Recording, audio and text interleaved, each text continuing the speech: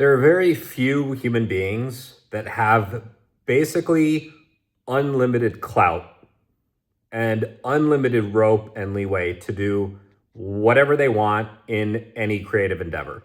Okay, Steven Spielberg, John Williams, his music, Spielberg's movies, James Cameron is 100% one of those directors.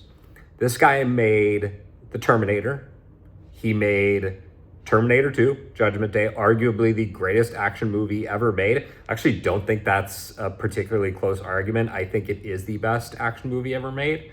And I don't think anything has surpassed it in the 25 years since it came out. Sorry, no, 35 years. Wait. Yeah, 35 years since it came out. I think that movie is fantastic. Aliens, The Abyss, True Lies is a masterpiece. Obviously, Titanic was his baby, and that movie just was astronomical. And then he spent a lot of time making the Avatar movies. He wanted to perfect the motion capture technology. I don't think it's technically called motion capture. I don't remember what it's specifically called, but it's essentially that, where they put the dots on your face and they can like film you and have the stuff going on like in camera, the effects live in real time kind of deal. And then Avatar came out and it was a huge success. It was the biggest movie of all time for a while. I think it might be back on top based on re-releases and stuff like that. I'm not sure the latest. It was kind of back and forth between that and Endgame. And that movie was good. It had a story that was very familiar, very Dances with Wolves, very The Last Samurai.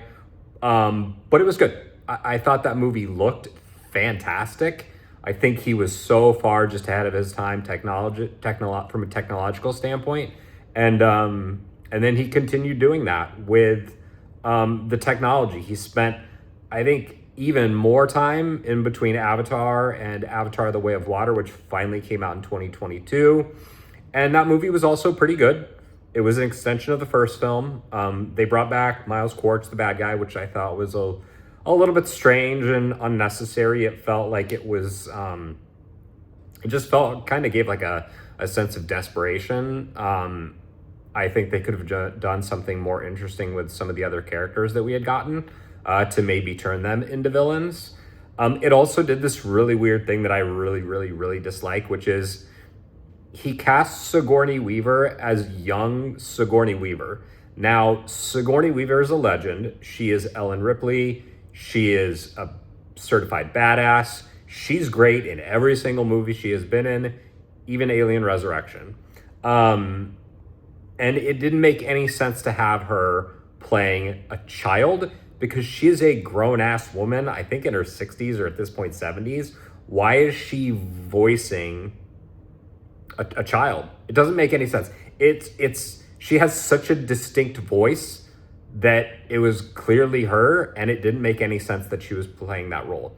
She continues doing that in this movie, and it's equally jarring, and it just really took me out of the film.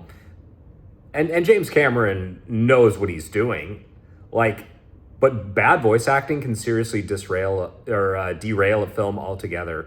I thought the Little Mermaid remake was completely ruined by Beyonce's, I guess we'll call it, a performance. I thought it was abysmal. And so now we get to Avatar Fire and Ash. This is the third film in the Avatar trilogy. There's going to be more movies because this movie apparently made $1.5 billion,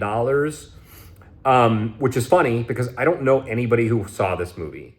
At no point and honestly, kind of the same with The Way of Water. At no point did anybody say, hey, have you seen this movie? Like, it wasn't ever water cooler talk. It never came up in discussions at work. Nobody ever texted me and was like, bro, you got to see this movie. That just never, ever happened. And so I was surprised to see how much money this movie made. Finally watched it on digital, and it's fine. But here's the problem. It's James Cameron. James Cameron does not make movies that are just fine. He just doesn't. He makes movies that are phenomenal, or he doesn't make movies at all. That's how it works. Love the technology and all the ability to shoot underwater in Avatar Way of Water. I thought it looked phenomenal. I think that's one of the best looking movies ever made. That continues here, but it's not enough to carry the film. You need compelling characters. Fire and Ash doesn't really have that. It's got a fairly one-note villain. Quaritch is back. He has nothing even remotely resembling a character arc. And you can make a memorable villain that doesn't have an arc. He just needs to be like, I don't know, the T-1000, an unkillable robot. But when you make a human being, you have to make them interesting. And Quaritch is just such like a bundle of stereotypes about Marines and soldiers that it just doesn't work at all. It's a shtick that's played out, and we have reached the point of diminishing returns with these movies. It's just the way it is. I think it's time to make one more movie and it be the last one. I think what's disappointing to me is that he's spent so much time. I mean, he spent the last 20 something years working on these movies. What other incredible James Cameron films could we have gotten in that time period? I mean, we could have gotten other great films. And again, he has unlimited clout. Whatever project he does, I will end up seeing. I've seen all of his movies. He's a legend. But man, I think he is just, I think he's kind of wasted some of the prime years of his movie making career on what's essentially kind of a bit of a vanity project, showing off this technology that he wants to make. And I understand the technology thing. The revolutionary leap forward with Terminator 2 was all, he gets all the credit in the world for that. So I appreciate what he's trying to do. I just think as far as these movies have gone, they have now worn out their welcome. So I didn't hate this movie. It looks incredible. I just don't think it has memorable characters or a story that is really going anywhere interesting. So thank you so much for watching the video. I hope you enjoyed it. Check it out next Saturday at 12 o'clock Eastern.